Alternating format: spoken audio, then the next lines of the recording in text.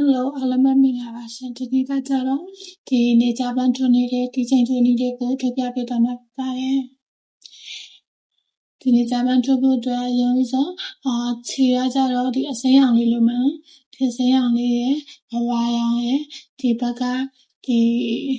အသားရောင်ခြေနော်အကောင်လုံးပေါင်းစုစုပေါင်း3မျိုးလိုမယ်ပြီးလို့ရှိရင်ဒီမျက်လုံးလေးနှလုံးလိုမယ်ဒီခါကျတော့ခြေအမဲလေးနဲ့လုပ်ထားအောင်ခြေအမဲလေးနည်းနည်းလေးလိုမယ်နော်ပြီးလို့ရှိရင်အတွင်းရထဲတဲ့ဆီကုံလိုမယ်ဒီချိန်ရကြတော့အကိုအစင်ပြေတိုင်းနဲ့တက်ပြောနော်ဒီအဆက်ကကြတော့လေ3 mm နဲ့ထိုးပြဖို့ဖြစ်ပါတယ်အရင်ဆုံးဒီဝတ်စာလေးထိုးဖို့အတွက်လေအရင်ဆုံးဒီဝတ်စာလေးထိုးဖို့အတွက်ဒီမချစ်ရင်းလေးအရင်လောက်မယ်နော်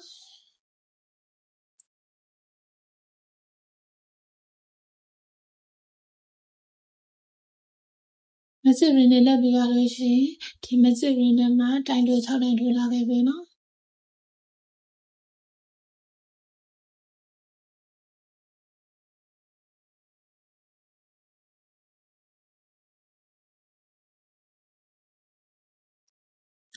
တိုင်တို6တိုင်ထိုးပြီးရလို့ရှိရင်ဒီပင်းလေးကိုဆက်စီလိုက်မယ်နော်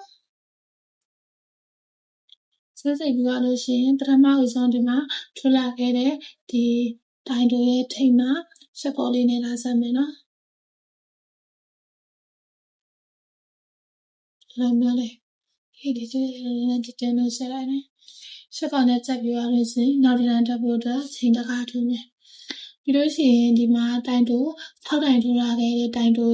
တစ်ပေါက်ချင်းစုတိုင်းမှာတိုင်တိုတိုင်ပါလေးတွေပြန်ထိုးမယ်နော်တိုင်ပါဆိုတာကတစ်ပေါက်မှာတိုင်တို2ခါထိုးမှာနော်ဒီရှက်ကောချိန်ထားခဲ့တဲ့အပေါက်မှာအရင်ဆုံးတိုင်တို2တိုင်ထိုးမယ်တစ်ပေါက်ထဲမှာတိုင်တို2တိုင်ထိုးမှာနော်နောက်တစ်ပေါက်လည်းအတူတူပဲတစ်ပေါက်ထဲမှာတိုင်တို2ခါထိုးမယ်အဲ့လိုတစ်ပေါက်ကိုတိုင်တို2ချက်စီနဲ့ထိုးလာခဲ့လို့ရှိရင်အကုန်လုံးပေါင်းစုစုပေါင်းတိုင်တိုက12တိုင်ရမယ်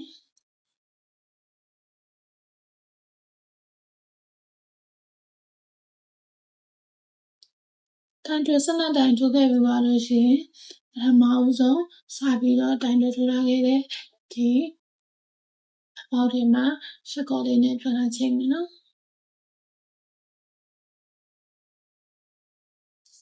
ရှက်ကောနဲ့ချိန်ပြီးသွားလို့ရှိရင်နောက်တစ်လမ်းတက်ဖို့အတွက်ချိန်တစ်ခါထိုးမယ်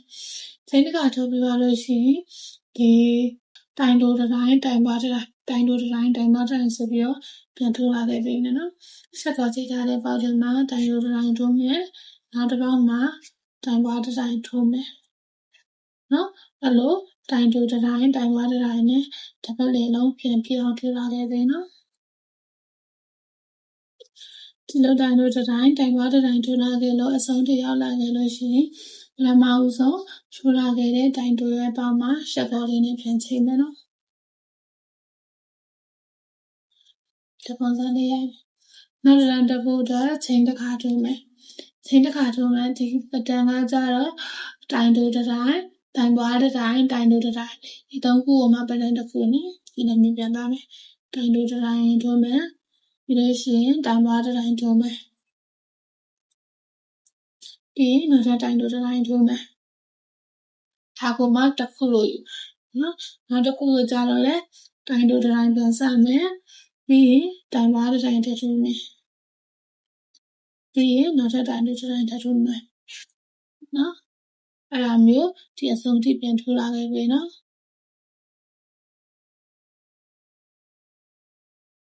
အဆုံးထိထိုးလာခဲ့ပြီးလို့ရှိရင်လည်းအတူတူပဲပထမဦးဆုံးဒီတိုင်တိုထိုးလာခဲ့တဲ့ဒီပေါက်ထိပ်မှာရှက်ကောလေးနဲ့ပြန်လာချိန်မယ်နော်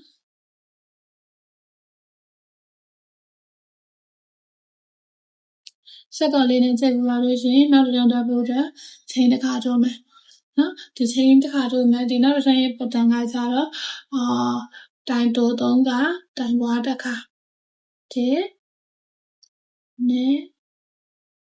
တော့ဒီလို3တိုင်ထိုးမယ်ပြီးလို့ရှိရင်နောက်တစ်ပေါက်မှာကြတော့တိုင်ပွားတစ်တိုင်ထိုးမယ်နော်အဲ့ဒါကိုတစ်ပတ်လေးလုံးပြအောင်ထိုးလာခဲ့ပြီနော်တိုင်တို3တိုင်တိုင်ပွားတစ်တိုင်နော် လေလုံးတိုင်တို3တိုင်တိုင်မာတိုင်ထူလာခဲ့ပြီးတော့အဆုံးထိရောက်သွားလို့ရှင်ဒီတူပဲဒီပြင်မအောင်ဆုံးထူထားခဲ့တဲ့တိုင်တိုရဲ့ထဲမှာ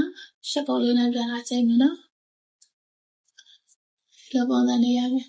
နောက်တစ်တန်းကျတော့တံပွားမလို့တော့ဘဲနဲ့တစ်ပတ်လေလုံးကိုတိုင်တိုတွေပဲပြန်ထူလာခဲ့ပြီနော်အကုန်လုံးတော့စုပေါင်းတိုင်တိုရဲ့အတွက်30ရှိရမယ်နော်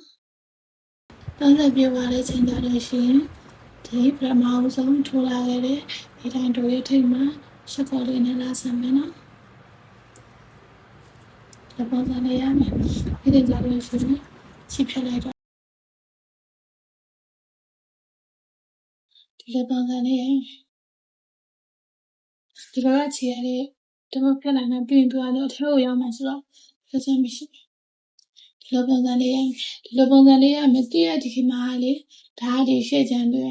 ဒီနောက်ကကြတော့ဒီအစိမ်းရောင်လေးလုံးတော့ဆိုတော့ဒီပုံစံမျိုးကိုဒီအစိမ်းရောင်လေးကိုနောက်တစ်ခုထိုးလာခဲ့ပြီနော်ဒီနေ့ဒီလိုမျိုးဒီပုံတူတူပုံစံနဲ့အစိမ်းရောင်လေးပဲထိုးလာခဲ့ပြီနော်ဒီမှာတော့ဒီလိုနှစ်ခုရပါပြီဆိုလို့ရှိရင်ဒီဘက်ကလည်းအလားဘက်ကိုယူမယ်လို့ဒီဘက်ချင်းဒီဘက်ကလည်းဒီဘက်ကလာဘက်ကိုယူမယ်ဒီမလာတဲ့နှစ်ဘက်ကိုဒီလိုသက်စင်ကမှာ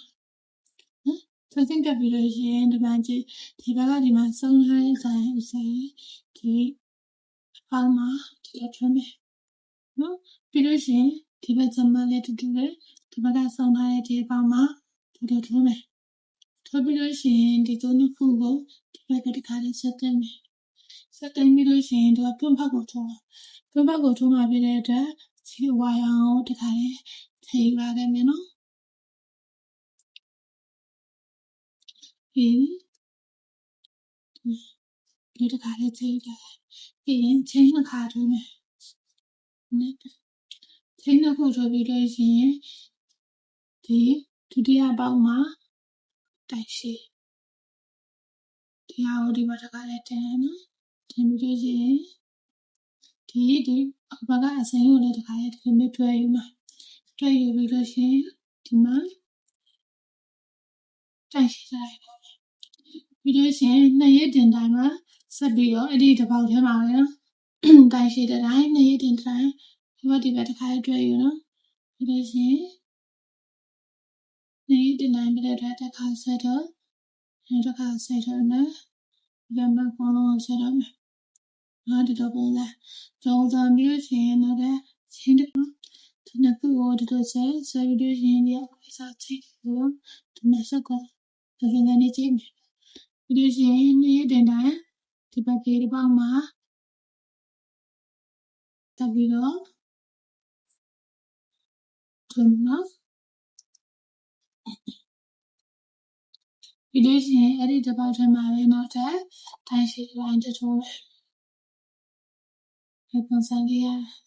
ပြီးစလင်းနှစ်ခါထိုးမယ်ဒီနောက်တစ်ပတ်မှာရှက်ကောင်းနဲ့ချင်းဒီလိုပုံစံလေးရမယ်နော်ပြီးလို့ရှိရင်ချင်းနှစ်ခါပြန်တက်မယ်ဒုတိယပေါက်မှာတိုင်းရှိတိုင်းထိုးမယ်ပြီးလို့ရှိရင်အဲ့ဒီပေါက်ချိန်မှာပဲနောက်ထပ်ဒီတင်တိုင်းရှိထပ်ထိုးမယ်နော်ပြီးလို့ရှိရင်ချင်းတစ်ခါတက်မယ်ဒီပေါ်မှာ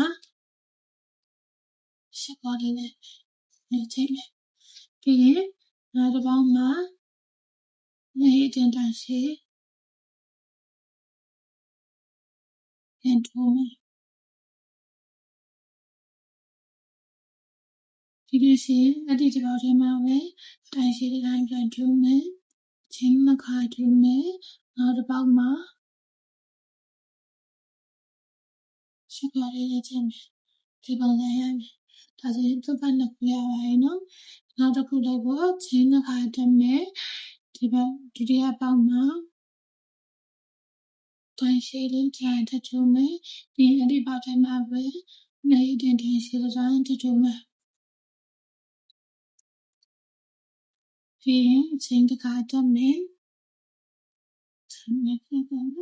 ကောင်းလေးနဲ့ချင်းပြီးရင်နောက်တစ်ပေါက်မှာနေတင်ရှိထုံးမယ်အဲ့ဒီပေါက်ထဲမှာပဲနောက်ထပ်တိုင်းရှိတိုင်းထပ်ထိုးမယ်ပြီးချင်းထုံးမယ်ဒုတိယ ပေါင်းတော့တစ်ပေါင်းပါနော်ရှက်ကော်လေးနဲ့လည်းချင်းဒီလိုမျိုးဒါဆိုလို့ရှိရင်တွန်းပတ်ကလေးရပါအဲ့ဒါကိုတစ်ပတ်လေးအောင်ကြလာခဲ့ပြီနော်ချင်းတော့ပြတာဒီလိုရှိရင်လည်းထားတယ်ဆီလီကွန်ထားမယ်နော်ဆီလီကွန်ထားမယ်ဆီလီကွန်လေးထားမယ်ဆီလီကွန်ကနေပြည့်စင်လေးလိုထားနော်ဖပောင်းလေးလိုချင်နေရှင်နဲ့ဖပောင်းလေးမလိုချင်တဲ့ပြပြလေးပဲလိုချင်နေရှင်နဲ့နည်းလေးပဲထင်နော်ဆီလီကွန်ထားမှာလို့ဆိုလို့ရှိရင်ဇနက်ပြပတ်လေးဆက်ပြီးထားပါနော်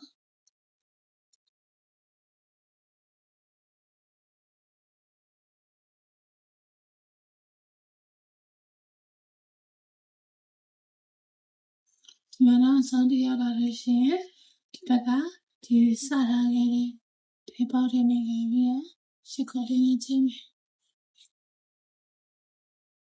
ရှစ်ခေါ်လေးနဲ့ချင်းနော်ရှစ်ခေါ်လေးနဲ့ချင်းလာလို့ရှိရင်ဒီကစီစားလေးကိုခံ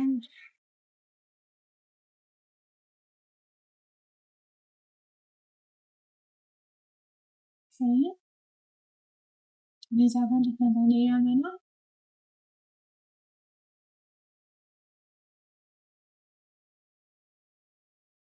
ဆွမ်းစားလေးရဒီကောင်လေးကဘာလို့ရှိရင်ဒီမှာစားလေဒီနေရွက်ကလေးကိုထုံးမယ်နော်ဒီနေရွက်ကလေးထိုးဖို့အတွက်ဒီလိုဆိုမချစ်နေတော့မယ်နော်မကြည့်ရတော့ဘူးပါလေရှင်ဒီမကြည့်ရတဲ့မှာတိုင်တိုကန်လာထုံးမယ်ဒီတော့တော့ငါထုံးပါရင်ဒါလေးဆက်စီလာဆက်စီလာလို့ရှင်ပြမအောင်ဆုံးထူထားခဲ့တဲ့ဒီတိုင်တိုရဲ့ပေါက်ထွန်းမှာစကောလီနဲ့လာချင်းဒီခြားတော့ပေါ်ပြီးလာမယ်တိုင်အောင်ပေါင်းနိုင်နေကြတယ်ဒီရှင်ချင်းတစ်ခါတည်းနဲ့ဒီပေါက်ကြီးမှာပဲနောက်ထပ်ဒီပေါက်တစ်ပေါက်ချင်းစီတိုင်းမှာတိုင်တိုလေးနှစ်တိုင်းတူထူလာခဲ့မယ်နော်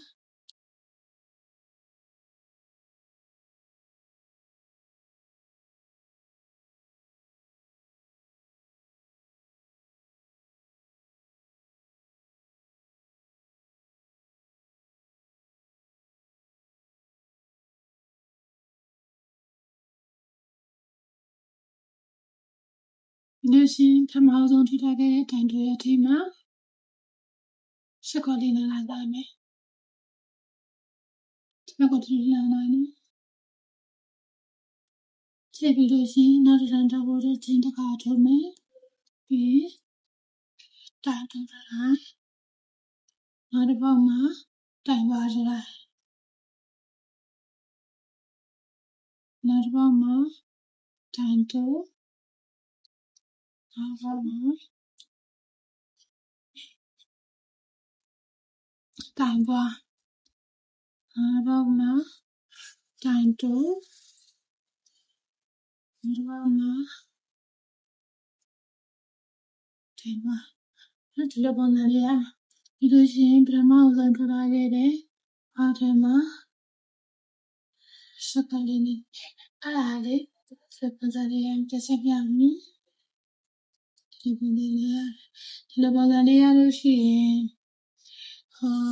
ဒါလေး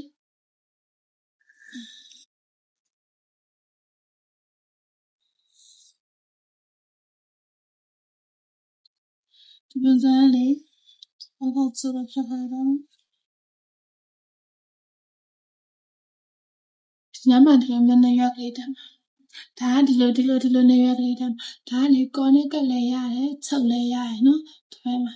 ဒီမှာဒီလေကောင်တရားချမ်းမြဒီနောက်ကိုဒီလိုမျိုးလေးတက်ပါကောနဲ့ကလည်းရတယ်ချုပ်လည်းရတယ်ဒါပေမဲ့ဒီဘက်ကျတော့ဒီဟာကိုကောနဲ့ကတာမကြိုက်လို့ပေါ့နော်ချုပ်မှာနော်ဒါမျိုးလေးကိုနှစ်ခုတက်မယ်ပြီးရင်တော့တစ်ခုတက်ထုတ်ပြီးနော်ဒါမျိုးလေးရတာပဲဒါမျိုးလေးရစေကောနဲ့ကလို့ရှိနေလေနော်ဒီဘက်တော့လိုက်လေးပို့ပြီးတော့ဒီလိုမျိုးလေးကတော့နော်ဒီကမျိုးဒီဘက်ထိဒီတွန်းပတ်3ခုရှိတယ်ကွာကိုဘက်ဘက်ကိုထားနေ3ခုရှိတယ်အောင်ဒီနှစ်ခုရဲ့အထိမ်းမှာတစ်ခုတော့မယ်ဒီဟာရဲ့အထိမ်းမှာတစ်ခုတက်မယ်ဒီကလေးကောင်ကကျတော့ဒါဒီလိုမျိုး ချိတ်ဆွဲမှာဖြစ်တဲ့အတွက်ဒီနှစ်ခုနော်ကိုမတ်တစ်ခုအလဲရထားပြီးတော့ဒီဘက်ဘေးနှစ်ခုကနေပြီးတော့ဒီလိုမျိုးလေးတက်ပြီးပြီနော်နှစ်ခုဒါချုပ်လိုက်တာနော်အစင်ဒီလိုလို့ချုပ်လို့ရတယ်ကောနက်ကလည်းရတယ်စမဒီနာလေးဒီချီစားပေါ်နေရှိတော့ဒီခါလေးပိတ်လိုက်အောင်နော်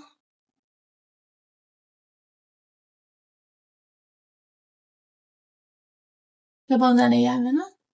ဒီလိုပုံစံလေးရပြီဆိုရင်ညက်လုံးကဒီပါဆိုလို့ရှိရင်ပြီးလို့ရှင်လာတဲ့ဒီမျက်လုံးကောင်းနေပြင်ကနော်ဒီပေါက်ထားမယ်ပြီးလို့ရှိရင်ဒီဘက်ဖေးနာကဒီပေါက်မဒီပေါက်ထားမယ်နော်ဒီပုံစံလေးရမယ်ဒီပုံစံလေးရလို့ရှိရင်ပစံနဲ့ဒီကမလေးကိုထုံးမယ်နော်အဲ့ဒီထိုးဖို့အတွက်ခြေရကြတော့ဒီခြေအမဲကိုတုံးမယ်နော်တမြင်ပဲယူမှန်းတလိုက်ဒီခုပ်လိုက်အောင်လေဒီခြေကိုတမြင်ပဲယူမယ်နော်တမြင်ပဲယူရှိရင်တော့ထုံးမယ်ဆိုရင်ဒီနောက်ကနေစထုံးမယ်နော်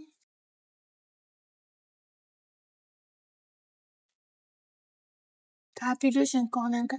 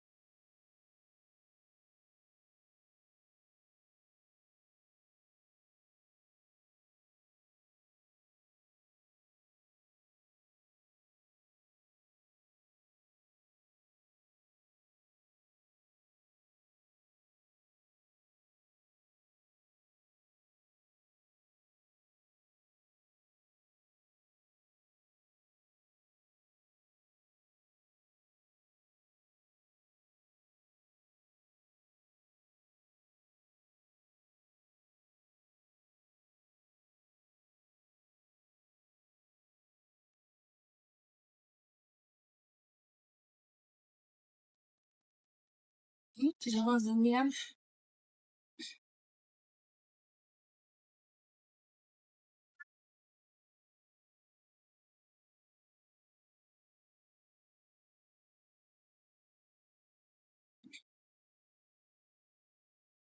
ဒီလိုပုံစံလေးရမယ်နော်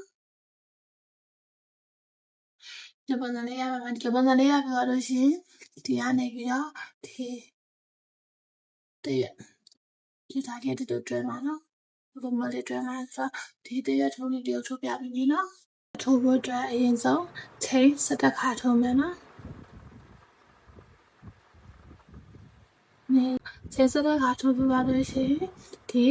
တရားမြောက်ချိန်မှာထိုင်တို့တခါထုံးမယ်လို့ရှိရင်ဒီနောက်တစ်ပတ်မှာကျတော့ထိုင်လက်ထုံးမယ်နောက်တစ်ပတ်မှာကျတော့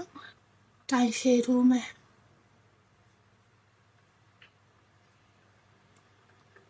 ပြီးလို့ရှိရင်နောက်တစ်ပတ်မှာနှစ်ရက်တင်တိုင်ရှည်တစ်ပတ်ကိုတစ်တိုင်းလုံးနဲ့၄တိုင်းထိုးမယ်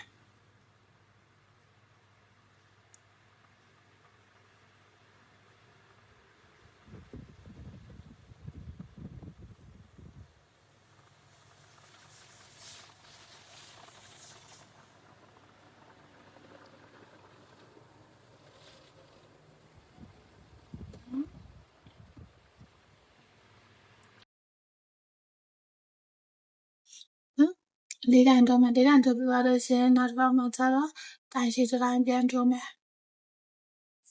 ပြီးရင်နောက်တစ်ပေါက်မှာတိုင်းလက်နော်ဒီလိုပါလားဒီနောက်ဆုံးပေါက်မှာကျတော့တိုင်းတို့3ခါထိုးမယ်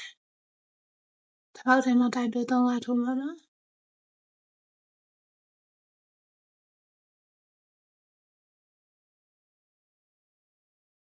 3ခါဒီဘက်တစ်ပေါက်ထဲမှာတိုင်းတို့3ခါထိုးပြီးသွားလို့ရှင်ဒီဘက်တစ်ထောင်ပြန်တော့ဖို့အတွက်ဒီဘက်ဒီအဆုံးပေါက်မှာ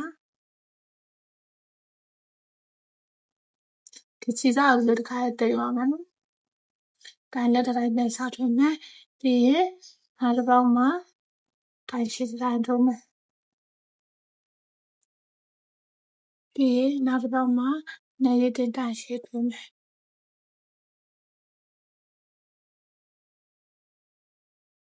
နေရတဲ့တိုင်းရှိက4တိုင်းထိုးထားတယ်နော်ဒီဘောက်ကိုတစ်တိုင်းနဲ့နှစ်တိုင်း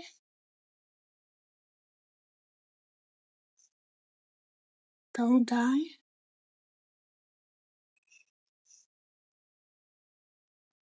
4တိုင်းနော်ပြီးလို့ရှိရင်တိုင်းရှိတစ်တိုင်းပြန်ထိုးမယ်ပြီးရင်နောက်တစ်ပေါက်မှာတိုင်းနဲ့တစ်တိုင်းထိုးမယ်ပြီးရင်ဒီနောက်ဆုံးပေါက်မှာကျတော့တိုင်းတို့တစ်တိုင်းပြန်ထိုးမယ်ဒီလိုပုံစံနဲ့ဒီစီကတိန်းလာလိုက်ပြီးတော့ဖြတ်လိုက်လို့ရပြီနော်ပြီးလို့ရှိရင်ပထမဆုံးထိုးထားတဲ့ဖောက်ကိုရှက်ကောနဲ့ဆက်မယ်နော်ပြီးလို့ရှိရင်ချင်းတစ်ခါတက်မယ်ဒီရှက်ကောဆက်ထားလေပေါက်ထဲမှာပဲရှက်ကောပြန်လုံးချင်းတစ်ခါတက်မယ်ပြီးရှက်ကောလို့ထားတဲ့ပေါက်မှာနောက်တစ်ပေါက်မှာ sorry နောက်တစ်ပေါက်မှာချင်းတစ်ခါတက်မယ်ပြီးလို့ရှိရင်ရှက်ကောပြန်လုံးချင်းတစ်ခါတက်မယ်ရှက်ကောလုံးမယ်ချင်းတစ်ခါတက်မယ်စကောလုံးမှာတစ်ပတ်လေလုံးပြန်ထိုးလာတယ်နော်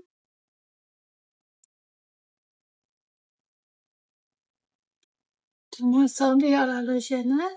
ဒီဘက်ဒီမှာရှက်ကောနောက်ဆုံးပေါက်မှာချိန်ထိုးပြီးတော့ရှက်ကောလို့ရှိရင်ချိန်20ထိုးမယ်လေ20ချိန်20ထိုးမယ်ချိန်20ထိုးပြီးပါလို့ရှိရင်ဒီဘက်ကိုပြင်ရပြန်ဓမ္မဥဆုံးဒီမှာလောက်ထားခဲ့တဲ့ပေါက်ထဲမှာပါပြီးတော့ရှစ်ကောလေးနဲ့ချိန်မယ်ဒီလိုပဲလေအဲ့ဒါကိုခြေရည်ကနေဖြတ်လိုက်နော်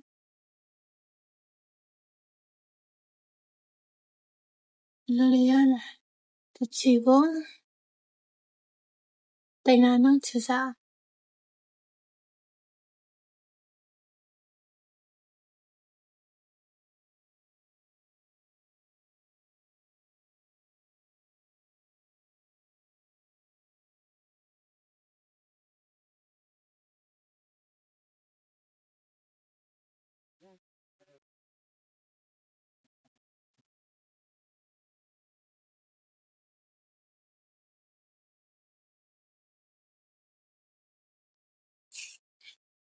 ဒါဆိုရင်ဒီလိုပုံစံလေးရနော်ခြေလေးနဲ့တွေ့လိုက်နော်ဒါရှိခြေလေးကိုဘာနဲ့ထွင်မယ်